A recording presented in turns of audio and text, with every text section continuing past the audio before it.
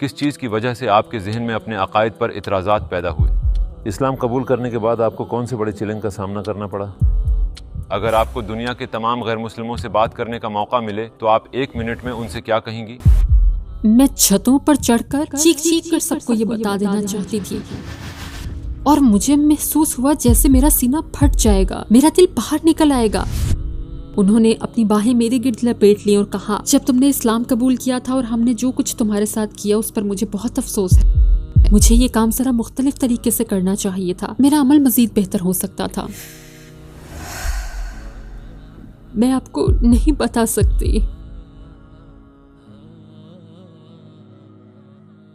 ہمارے انٹرویو میں خوش آمدید۔ شکریہ۔ ہماری دعوت قبول کرنے کا شکریہ۔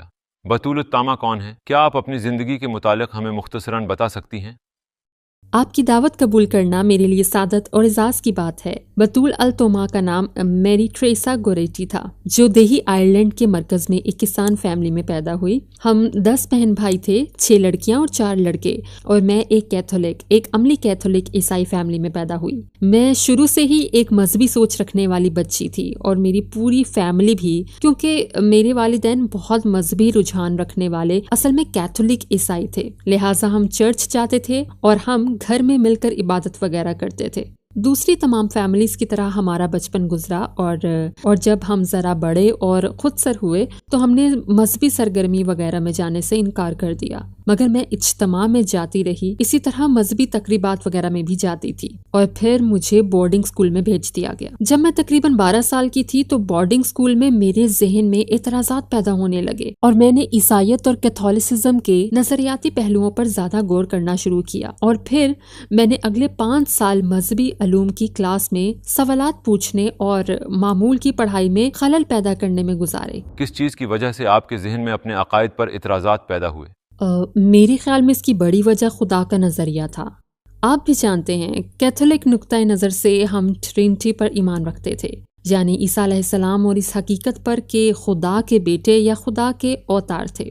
لہٰذا یہ میرے لیے بہت دور کی کوڑی تھی۔ میں اپنے ذہن میں اس طرح کا تجزیہ نہ کر سکی، میں اپنی سوچوں سے اس مسئلے کو حل نہ کر پائی، لہٰذا یہ میرے لیے ایک بہت بڑی رکاوٹ تھی۔ مگر صرف ذہن میں سوالات اٹھاتی، وجوہات پر غور کرتی، مقصد کو جانتی اور یہ سوچتی کہ میں اسے کیوں جاری رکھے ہوئے ہوں۔ مطلب ظاہر ہے چرچ میں بڑا روحانی ماحول ہوتا تھا، بڑی خاموشی ہوتی تھی، ساری توجہ خدا پر ہوتی تھی، ایسا ماحول تھا، لہٰذا اس کا یہ پہلو بہت سکون آور تھا اور یہ مجھے کافی پسند تھا۔ مگر اس کے باوجود میرے سوالات اور شکوک و شبہات دور نہ ہوئے، اور اس سے آگے جاننے کی میری خواہش جاری رہی۔ پھر میں نے دوسرے مذاہب کو دیکھنا شروع کیا، مگر میں کوئی اور مذہب قبول کرنے کے لیے ایسا نہیں کر رہی تھی، میں دوسرے مذاہب کو اس لیے دیکھ رہی تھی تاکہ میں اپنے مذہبی عقائد پر قائل ہو جاؤں۔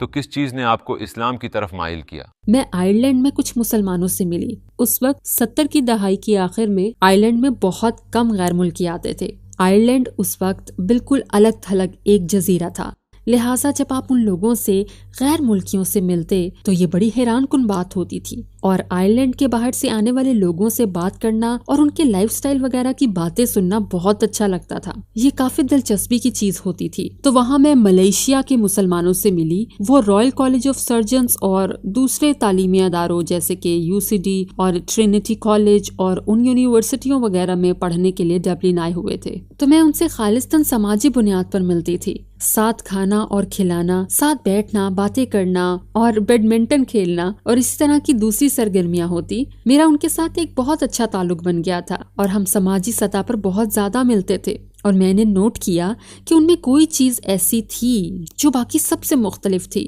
کیا اس وقت بھی آپ کا مذہبی تلاش کا سفر جاری تھا؟ ہاں بالکل، یہ اسی دوران کی بات ہے، وہ تو میرے پورے سفر میں میری ذات کا حصہ رہا ہے۔ پھر میں نے ذرا جلدی ان کے گھروں پر جانا اور بیٹھنا، گپ شپ لگانا، باتیں کرنا شروع کر دیا، اور میں نے زندگی کے متعلق ان کے رویے، ایک دوسرے کے لیے ان کے احترام، ان کے والدین کے لیے احترام، اپنی تعلیم پر توجہ، اپنی ذمہ داری کے احساس اور دیگر باتوں کے حوالے سے فرق کا کافی مشاہدہ کرنا شروع کیا۔ اور پھر میں ان سے پوچھنے لگی، آخر یہ کیا ہے، کیا چیز ہے جو آپ کو اپنے کام پر، اپنے برتاؤ پر، اپنے پورے لائف سٹائل پر، اپنے تمام معاشرتی تعلقات وغیرہ پر فوکس کرنے میں مدد دیتی ہے؟ اور انہوں نے مجھ سے اسلام کے بارے میں بات کرنا شروع کی۔ تو آپ میں دلچسپی پیدا ہوئی اور اسلام کے متعلق آپ نے اپنی ریسرچ شروع کی؟ ہاں بالکل، مجھ میں دلچسپی پیدا ہوئی۔ میں اب بھی بے یقینی میں تھی کہ کوئی دوسرا مذہب اپنا سکتی ہوں یا نہیں۔ السلام علیکم بھائیوں اور بہنوں، ہمیں احساس ہوا ہے کہ ہمارے چینل پر 80% ناظرین بشمول اس ویڈیو کے ہمارے سبسکرائبرز نہیں ہیں۔ جیسا کہ آپ جانتے ہیں کہ ہم غیر منافع بخش تنظیم ہیں اور ہماری ویڈیو پر اشتہارات غیر فعال ہیں۔ ٹوورڈز ایٹرنیٹی صرف ایک یوٹیوب چینل ہی نہیں بلکہ ایک مدرسہ بھی ہے۔ یہاں ہم خود کو اور نوجوانوں کو اسلامی تعلیم سے آراستہ کرتے ہیں، لہٰذا ہمارے اس مطالبے کا واحد مقصد سچائی کو پھیلانا ہے۔ ہو سکتا ہے بظاہر یہ چھوٹا عمل لگے، لیکن انشاءاللہ یہ ہمیں لاکھوں لوگوں تک پہنچنے میں مدد کرے گا۔ آئیے اب لائک اور سبسکرائب بٹن پر کلک کریں اور ساتھ مل کر ٹوورڈز ایٹرنیٹی کا سفر کریں۔ میں اب بھی مطلب جاننے کی کوشش کر رہی تھی۔ مجھے اب بھی یقین نہیں تھا کہ میں کوئی اور مذہب اپنانے کے لیے تیار ہوں یا نہیں۔ میں اب بھی اپنے والدین کی طرف سے ملنے والی اپنی پرورش اور اپنے عقائد وغیرہ کو سمجھنے اور اپنے اندر سمونے کی کوشش کر رہی تھی۔ اور جب آپ کا تعلق ایک ایسی فیملی سے ہو جس میں بہت اپنائیت، بہت اتحاد ہو، کیا کہوں میرے والدین، میں اپنے والدین جیسے لوگوں سے کبھی نہیں ملی۔ وہ میرے نزدیک سب سے بہترین مسلمان تھے، حالانکہ وہ مسلمان بھی نہیں تھے۔ انہوں نے ہماری بہترین پرورش میں کوئی کسر نہیں چھوڑی۔ میں اب جذباتی ہو رہی ہوں۔ وہ بہت شاندار والدین تھے۔ وہ بہت سمجھدار تھے اور ان میں دیانت اور عاجزی کوٹ کوٹ کر بھری تھی، اور میری کمیونٹی میں ان پر اعتماد اور ان کا احترام کیا جاتا تھا۔ وہ واقعی بہت شاندار لوگ تھے، دونوں، میری امی اور ابو دونوں، اور انہی کی بدولت میں پہلے ہی اسلام کا آدھا سفر یا 3/4 سفر طے کر چکی تھی، صرف اس پرورش کی وجہ سے جو مجھے ملی۔ جس طرح میری معاشرتی تربیت کی گئی ان اخلاقی اور اصولی بنیادوں کی بدولت جو ہماری زندگیوں اور ہماری فیملی کے گرد قائم کی گئی، اور جو براہ راست انہی سے اور ان کے اس ایمان اور یقین کی بدولت ملی جو انہیں اپنے عقیدے پر تھا۔ اور میں اب بھی اپنے والدین، اپنے مذہب، اپنے عقیدے اور اپنی پرورش کی جانب انتہائی وفاداری کا احساس رکھتی ہوں، لہٰذا میں کسی اور چیز کے لیے اسے ضائع نہیں کرنا چاہتی تھی۔ اس لیے مجھے محتاط رہنا پڑا کیونکہ میں انہیں دکھ نہیں دینا چاہتی تھی، مگر بالآخر حقیقت میں نے انہیں بہت گہرا دکھ دے دیا، اور یہ وہ غمگین احساس ہے جس کے ساتھ مجھے ساری زندگی گزارنی ہوگی۔ مجھے اس اذیت کے ساتھ جینا ہوگا جو میں نے انہیں دی، حالانکہ وہ اب اس دنیا میں بھی نہیں رہے۔ پھر بھی میں یہ نہیں کہہ سکتی کہ میں نے اپنے والدین کے ساتھ اسلام پر بحث کرنے کے لیے ان کے سامنے یہ موضوع اٹھایا، مگر میں نے ان کے ساتھ مذہب پر بحث کرنے کی کوشش ضرور کی، اور مجھے لگتا تھا کہ وہ جانتے ہیں کہ پس پردہ کچھ چل رہا ہے، مگر میں ان کے سامنے آ کر یہ نہ کہہ سکی کیونکہ مجھے معلوم تھا کہ انہیں بہت دھچکا لگے گا اور انہیں دکھ ہوگا، اور ظاہر ہے کہ وہ اور ہم سب دیہی زمین پر رہتے تھے، لہٰذا ہم بہت محدود زندگی گزار رہے تھے۔ انہیں اسلام کے متعلق کچھ معلوم نہ تھا، مجھے بھی ان مسلمانوں سے ملنے سے پہلے تک اسلام کے متعلق کچھ معلوم نہ تھا، مجھے ان کے ہونے نہ ہونے کا بھی علم نہیں تھا۔ ہم سب امن اور تحفظ وغیرہ کے اس خول میں زندگی گزار رہے تھے، مگر ہاں میں نے اسلام کے بارے میں سیکھنا اور اس پر بات کرنا جاری رکھا، اور میں نے مسجد جانا اور علمی سرکل میں یا وہاں ہونے والی کلاسز میں جانا شروع کر دیا۔ میں نے کلمہ نہیں پڑھا تھا، وہاں دوسرے مذاہب سے تعلق رکھنے والے اور بھی لوگ ہوتے تھے جو مذہب کے بارے میں بات کرنے کے لیے مسجد آتے تھے، اور میں ہر وقت اسلام کے متعلق بات کرتی تھی۔ تو کسی نے مجھ سے کہا مگر کیا تم مسلمان ہو؟ میں نے کہا نہیں۔ تو انہوں نے کہا ہاں مگر تم مسلمان کی طرح بات کر رہی ہو، تم مسلمان کی طرح چل رہی ہو جیسے کہ کہاوت ہے بت کے پاؤں پالنے میں نظر آتے ہیں۔ لہٰذا مجھے احساس ہونا شروع ہوا کہ دراصل مجھ میں ایک کیتھولک سے زیادہ ایک مسلمان عورت تھی۔ یہ میرے سفر کا آغاز تھا۔ اسلام کی وہ کون سی بات ہے جس کی آپ دل سے گرویدہ ہو گئی تھیں؟ یہ حقیقت کہ جیسس کرسٹ کو ایک پیغمبر عیسیٰ علیہ السلام سمجھا جاتا ہے، یہ میرے لیے سب سے بڑا قدم تھا، کیونکہ اب میں انہیں سمجھ سکتی تھی، میں ان کے بارے میں جان سکتی تھی، میں ان کے مشن، ان کے سفر کی اہمیت سمجھ سکتی تھی، اور مجھے اب اس بات کو سمجھنے کے لیے مسلسل اپنے ساتھ بحث کرنے اور خود کو اذیت میں ڈالنے کی ضرورت نہیں رہی تھی، لہٰذا یہ بنیادی چیز تھی۔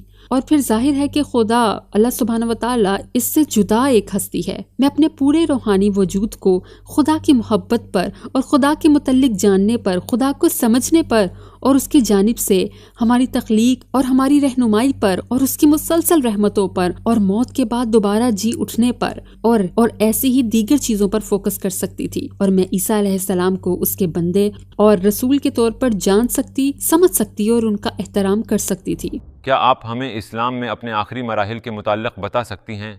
یہ بہت سادہ انداز میں ہو گیا۔ میں نے تقریباً 3 سال تک اسلام قبول نہیں کیا تھا کیونکہ میں اپنے اس عمل پر پوری تسلی کر لینا چاہتی تھی، اور ظاہر ہے کہ اسلام قبول کرنے سے پہلے آپ ہر رات اور دن اسی پر بحث کرتے، کتابیں پڑھتے، لوگوں سے باتیں کرتے، چیزوں کے بارے میں گفتگو کرتے ہوئے گزارتے ہیں۔ ان میں سے زیادہ تر باتیں اچھی ہوتی ہیں، مگر کبھی کبھار آپ کو لوگوں سے فضول باتیں بھی سننے کو ملتی ہیں، تو اس طرح بے شمار چیزیں، لہٰذا اچھی گفتگو بھی ہوتی تھی اور ایسی گفتگو بھی کہ جو نہ ہوتی تو بہتر تھا۔ اور پھر آخر کار کیونکہ لوگ مجھے مسلمان سمجھتے تھے، میں روزہ رکھتی تھی، نماز پڑھتی تھی، ہر کام کر رہی تھی، مگر مجھے ایک آخری قدم بھی اٹھانا تھا، لہٰذا میں نے ایک چھوٹی سی پارٹی رکھنے کا فیصلہ کیا جہاں میں کلمہ پڑھ لیتی، اور میں نے ایک جمعہ کی رات کلمہ پڑھ لیا۔ اس وقت ڈبلن میں میرے لیے کوئی مسجد نہیں تھی، لہٰذا ہم بے بس تھے، ہمیں حلال گوشت تک میسر نہیں تھا۔ وہاں موجود مسلمان کمیونٹی بس ایک عارضی کمیونٹی تھی جو وہاں آتے، پڑھتے، گھومتے پھرتے تھے بس، لہٰذا اس وقت آئرلینڈ میں کوئی مستقل کمیونٹی نہیں تھی، تو میں نے کلمہ پڑھا اور مجھے وہاں سے باہر آنا یاد ہے۔ جیسا کہ میں نے بتایا یہ مسجد نہیں تھی، مگر اس رات جب میں نے کلمہ پڑھا تھا مجھے اس عمارت سے باہر نکلنا یاد ہے جہاں ہم ملاقات کیا کرتے تھے، اور مجھے اپنے بارے میں سوچنا یاد ہے۔ میں چھتوں پر چڑھ کر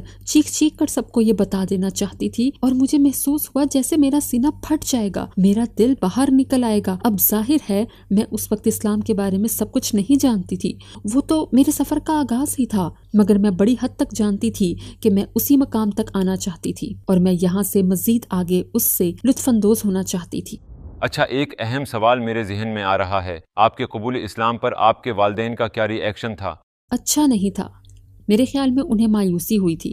عمومی بات کروں تو ایسے والدین بھی ہیں جو مختلف رد عمل دیتے ہیں، اور میں نو مسلموں کے ساتھ اتنا لمبا عرصہ کام کرنے کے بعد جانتی ہوں کہ میری کہانی اس سفر کی واحد کہانی نہیں ہے، مطلب ہر نو مسلم کی اپنی ایک کہانی ہے، ایک مختلف کہانی۔ میں ان کا ریاکشن سمجھ گئی، وہ مجھے کچھ کھو دینے کا، کسی قیمتی چیز سے محروم ہو جانے جیسا احساس تھا۔ آخر ان کی بچی ان سے کھو گئی تھی، ایک بچی ان کے لیے مر ہی تو گئی تھی، اور ہاں وہ لوگ بے انتہا خوفزدہ تھے، اور ظاہر ہے کیوں نہ ہوتے، آخر وہ والدین تھے، انہیں اختیار ہے اپنے بچوں کے لیے پریشان ہونے، خوفزدہ ہونے، ان کے متعلق سوچنے، ان کی رہنمائی کرنے کا، اسی امید کے ساتھ کہ وہ زندگی میں بھرپور کامیابی حاصل کریں، اور وہ آپ کے لیے امیدیں اور خواب بھی رکھتے ہیں۔ لہٰذا جب آپ مسلمان ہونے کا اعلان کرنے لگتے ہیں ایک ایسے مذہب کا جس سے وہ بالکل واقف نہ ہوں، تو گویا آپ زندگی کے سفر کو بالکل پلٹ دیتے ہیں۔ لہٰذا ان کا خوفزدہ ہونا یقینی تھا، وہ جانتے تھے کہ میں ایک سفر پر نکل چکی ہوں جس سے وہ خوش نہیں تھے، یا وہ سمجھ نہیں سکے، یا جسے سمجھنے میں انہیں مشکل پیش آ رہی تھی۔ آخرکار انہیں کب اس بارے میں پتہ چلا؟ شاید اس وقت جب میری شادی ہوئی۔ میری شادی اسلام قبول کرنے کے تقریباً 3 سال بعد ہوئی۔ میرے شوہر عراقی تھے، ان کا 6 سال پہلے انتقال ہو گیا، تو ہماری شادی ہوئی اور ہمارے 4 بچے ہیں، ایک بیٹا، 3 بیٹیاں، اور وہ بہت باکمال بچے تھے۔ واقعی ان کی پرورش میں بہت زیادہ لطف آیا، وہ بہت ہی پیارے تھے، اور میں نے ان کی ماں ہونے کا خوب لطف اٹھایا۔ میں اپنے اندر ایک کامیابی کا احساس رکھتی ہوں، مگر یہ اللہ کی مجھ پر بے پایا رحمت ہے کہ اس نے پہلے تو مجھے یہ بچے عطا کیے اور پھر مجھے ان کی پرورش کے قابل بنایا۔ ظاہر ہے میرے والدین میرے بچوں سے پیار کرتے تھے، اور بعض اوقات ہم نو مسلموں کے ساتھ یہ مسئلہ ہوتا ہے، ہمارے والدین کو ہمارا اسلام تسلیم کرنا بہت مشکل لگتا ہے کیونکہ ہمارا رشتہ ہی ان سے ایسا ہے، لیکن جب پوتے پوتیاں، نواسے نواسیاں آتے ہیں تو بیچ میں ایک نسل حائل ہوتی ہے، لہٰذا وہ ان سے محبت بھی کرتے ہیں، انہیں تمام حلال غذائیں دیتے ہیں، انہیں ان کی پسند کی چیزیں کھلاتے ہیں، اور وہ بلکہ میرے بچے اگر کہیں بھی کہ اوہ میں یہ نہیں کھا سکتا دادو کیونکہ یہ حلال نہیں ہے، تو میری والدہ ان سے کبھی نہ کہتی شریر نہ بنو یا اپنی دادی سے بدتمیزی نہ کرو، بلکہ وہ کہتی اوکے میرے بچے تو پھر تمہیں کیا چاہیے، جبکہ اگر یہی بات میں کہتی تو شاید میری والدہ مجھ سے کہتی تم ہمیشہ اسے کھاتی ہو، آخر اب کیا مسئلہ ہو گیا۔ تو یہ بات ہے، آپ کو انہیں یہ موقع عملی آزادی کا ایک پہلو دینا ہوتا ہے۔ اور پھر ظاہر ہے جب میری شادی ہوئی تو میں رہنے کے لیے انگلینڈ آ گئی، اور یوکی آنے کے 2 سال بعد میرے والد کا انتقال ہو گیا، تو میں اپنے والد کے ساتھ اپنے تعلقات اتنے بہتر نہ رکھ سکی جتنا میں چاہتی تھی، اور اس لحاظ سے کہ ان کی شخصیت کی سچائی، ایمانداری، کمیونٹی میں ان کے کردار، اور پھر جس طرح وہ اپنی ویلیوز، اپنی اخلاقیات اور اخلاقی اصولوں پر قائم رہے، تو میں ان کا بے حد احترام کرتی تھی، لہٰذا میں نے بے پناہ افسردگی محسوس کی۔ مجھے ان کے ساتھ تعلقات بہتر بنانے کا موقع نہیں ملا، مگر میں نے ان کے انتقال کے بعد انہیں خواب میں اکثر دیکھا۔ میں نے دیکھا کہ وہ بیٹھے ہیں اور میرے شوہر کے ساتھ قرآن پڑھ رہے ہیں، اور ایک موقع پر جب میرا ایک بیٹا ہو چکا تھا، میرے حمل کے ابتدائی مہینوں میں کچھ بچے ضائع ہو گئے تھے اور میں ایک مرتبہ پھر امید سے تھی۔ میں انتہائی خوفزدہ تھی کہ اس مرتبہ پھر ایسا نہ ہو۔ پھر مجھے اپنے والد خواب میں نظر آئے۔ میں نے دیکھا کہ وہ آئے اور اپنا ہاتھ میرے کندھے پر رکھتے ہوئے کہا، فکر نہ کرو، اس مرتبہ سب ٹھیک ہوگا۔ اور میں نے اپنی امی کو بتایا، کیونکہ میری امی چاہ رہی تھی کہ میں ان سے ملنے آئرلینڈ آؤں۔ میں نے انہیں بتایا کہ میں امید سے ہوں، تو وہ کہنے لگی، نہیں پلیز مت آؤ، کیونکہ میں نہیں چاہتی کہ یہ بچہ ضائع ہونے کی ذمہ داری بھی مجھ پر آئے۔ تو میں نے ان سے کہا، سب ٹھیک ہے امی، میں آ رہی ہوں۔ تو کہنے لگی، نہیں پلیز، میں نہیں چاہتی، کہ مجھے ڈر ہے کہ کہیں اس بار بھی بچہ ضائع نہ ہو جائے۔ میں نے کہا، نہیں، مجھے پتا ہے کہ اس بار سب کچھ ٹھیک رہے گا، کیونکہ مجھے ایک خواب آیا تھا۔ اور میں نے انہیں کہا، جب میں گھر آؤں گی تو اس بارے میں آپ کو بتاؤں گی۔ لہٰذا میں گھر چلی گئی اور بعد میں میری بیٹی عالیہ پیدا ہوئی۔ پھر میری والدہ اور میرے درمیان بھی صلح ہو گئی اور ہمارا بہت اچھا تعلق قائم ہوا۔ اور ان کے انتقال سے پہلے، کیونکہ ہمیں معلوم تھا کہ وہ فوت ہو جائیں گی، انہیں کینسر تھا، تو ان کی وفات سے پہلے میں نے اسی سال ان کی سالگرہ پر ایک لمبا سا خط لکھا جس سال وہ فوت ہوئی تھی، اور میں نے انہیں بتایا کہ مجھے نہیں لگتا کہ میں انہیں کوئی ایسا تحفہ دے سکتی ہوں جو انہیں اتنا احترام دے جو انہوں نے مجھے دیا، مگر میں یہ خط لکھنا چاہتی تھی، اور جو کچھ میں نے لکھا اور جو کچھ میں نے کیا اور اس سے انہیں اور میرے ابو کو جو تکلیف ہوئی، میں اس پر ان سے معافی مانگنا چاہتی تھی۔ میں نے وہ خط انہیں بھیجا اور ان سے معافی مانگی اور بہت سی باتیں کہیں، اور انہوں نے فوراً معاف کر دیا۔ مجھ سے کہنے لگی، تمہیں معافی مانگنے کی ضرورت نہیں تھی، تم میری بیٹی ہو اور مجھے تم سے بے پناہ محبت ہے۔ اور اپنی وفات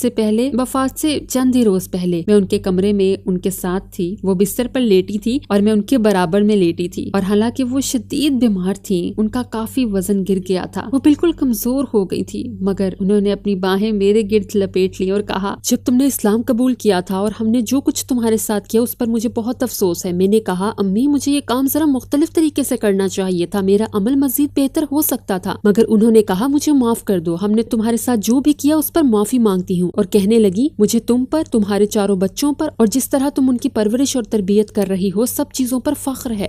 کیا کوئی ایسا غیر معمولی واقعہ ہے جو آپ کے ساتھ پیش آیا ہو جس سے آپ نے خود کو اللہ کے بہت قریب محسوس کیا ہو؟ آپ نے اللہ کے ساتھ ایک خاص کنیکشن محسوس کیا ہو؟ کیا کوئی ایسا خاص واقعہ ہوا اور کب ہوا؟ اس وقت جب میں پہلی مرتبہ حج یا عمرے پر گئی تھی، میں نے اپنا پہلا عمرہ 1995 میں کیا تھا، اور پھر میں 97 اور 99 میں گئی اور اپنے ساتھ 9 مسلموں کو لے کر گئی۔ ایسا احساس تھا جیسے گھر مل گیا ہو، میرا اب وہی گھر تھا۔ میرے والدین کھو چکے تھے، اگرچہ اس وقت میرے والدین زندہ تھے۔ میری والدہ 95، 97، 99 میں زندہ تھیں، اور پھر میں سال 2000 میں حج پر گئی۔ جب بھی میں حج پر جاتی تو اپنے ساتھ تقریباً 25 9 مسلموں کو لے کر جاتی، اور جب میں پہلی بار حج پر گئی تھی تو کسی نے مجھ سے کہا، تم کیوں جا رہی ہو، تم حج پر کیوں جا رہی ہو؟ تو میں نے کہا، میں اس لیے جا رہی ہوں کیونکہ میں اپنے ساتھ کچھ 9 مسلموں کو لے کر جا رہی ہوں، اور میں نے اس سے آگے کچھ بھی نہیں سوچا تھا کیونکہ میں اس کے انتظام میں لگی تھی اور میں بہت مصروف تھی تاکہ ہر کام صحیح طرح مکمل ہو جائے۔ اور پھر حج پر جانے سے ذرا پہلے میری امی کا انتقال ہو گیا، اور تب تک میں نے کبھی نہیں سمجھا تھا کہ یہ حج کتنا اہم ہے۔